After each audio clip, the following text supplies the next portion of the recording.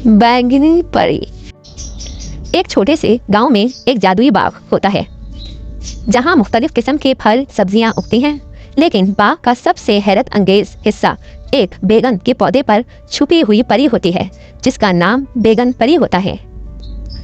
बैगन परी जो एक नन्ही सी परी है, अपने बैगन के फूल के अंदर छुपी होती है। उसका लिबास जामुनी रंग का होता है। वो हर रोज पौधे को खूबसूरत रखने के लिए अपने जादू का इस्तेमाल करती है।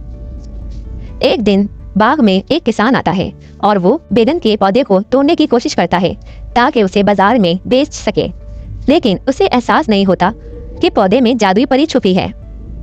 जैसे ही किसान पौधे को तोड़ने की कोशिश करता है, बैगन परी जाहिर होती है और अपने जादुई रोशनी से किसान को रोकती है। किसान हैरत होकर पीछे हटता है। बैगन परी किसान को बताती है कि वो पौधा आम पौधा नहीं है बल्कि जादुई है और उसे नुकसान पहुंचाने से पूरे गांव पर बुरा असर पड़ेगा। किसान माजरत करता है और वादा करता है कि वो पौधे को नुकसान नहीं पहुंचाएगा। बैगन परी मुस्कुराती है और किसान को शुक्रगुजार नजरों से देखती है।